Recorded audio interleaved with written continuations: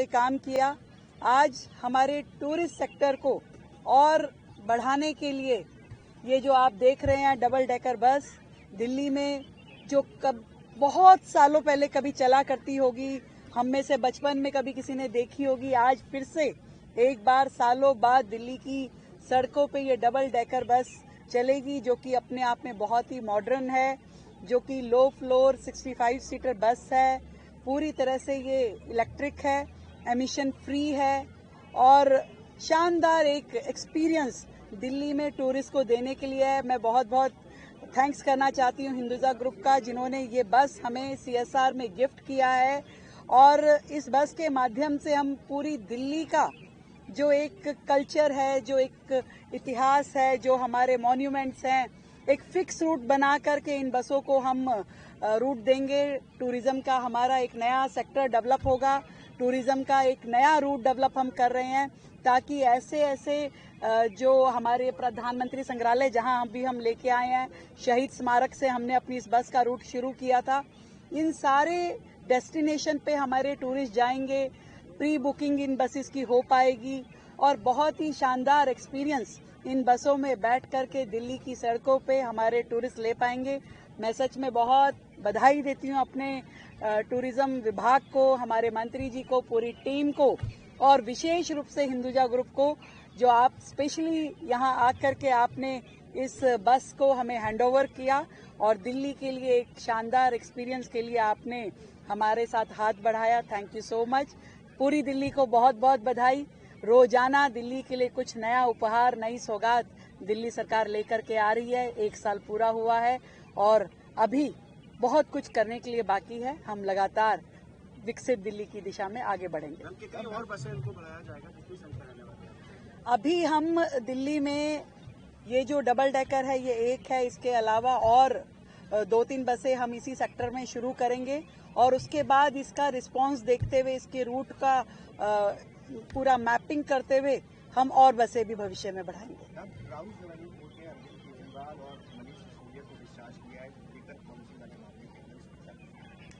देखिए, मैं ये कहना चाहती हूँ कि ये अभी लोअर कोर्ट का डिसीजन या उनकी सेइंग्स हो सकती है और हम सब जानते हैं कि जब ये सारा मामला उठा था तो किस तरीके से सबूतों के साथ उन्होंने छेड़छाड़ करी।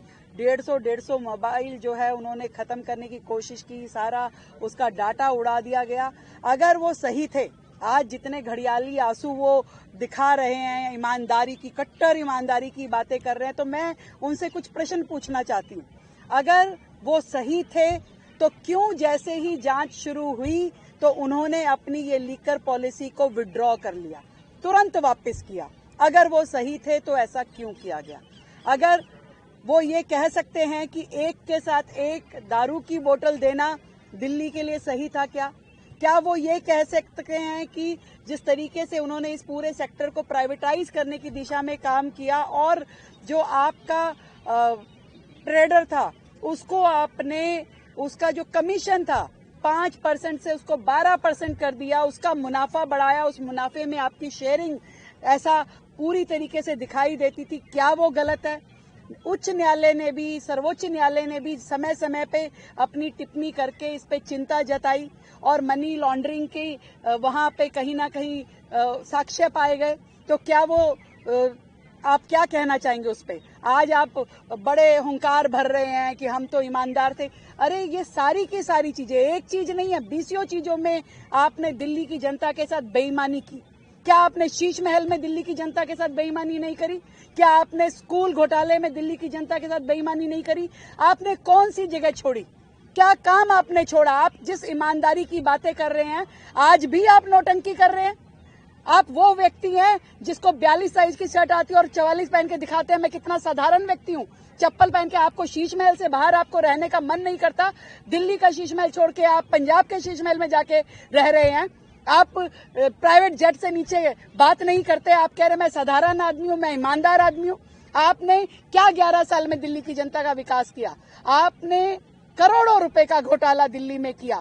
क्लासरूम को आपने, शौचालय को क्लासरूम बोल बोल करके अपने यहाँ पे काउंटिंग। आज भी उनके समय की BCO बिल्डिंग अधूरी पड़ी है, जिसमें आपने कॉस्ट इतनी बढ़ा दी, आपने सीधा सीधा कॉन्ट्रैक्टर्स को फायदा पहुंचाया। डबल कॉस्ट के प्रोजेक्ट आज भी पड़े हैं। कितनी सारी आपकी योजनाओं में आज तक रोजाना घोटाले निकलते हैं कि जिसके लिए आपने सैंक्शन 10 करोड़ किया और 150 करोड़ का खर्चा हो गया, जिसके लिए आपने सैंक्शन ही नहीं किया और फिर भी सालों तक आपने उसका अमाउंट बांटते रहे और पता नहीं क्या क्या किया। तो दिल्ली की जनता ने पहले ही न्याय कर दिया था, पहले ही आपको सत्ता से बाहर कर दिया, दिल्ली से बाहर कर दिया। और मैं समझती हूँ कि न्यायालय का भी आदेश जब आएगा तो उसमें जरूर वहां पे भी न्याय होगा, दिल्ली की जनता को न्याय मिलेगा और दिल्ली की जनता का जो पैसा आपने गबन किया है उसके लिए भी न्याय मिलेगा।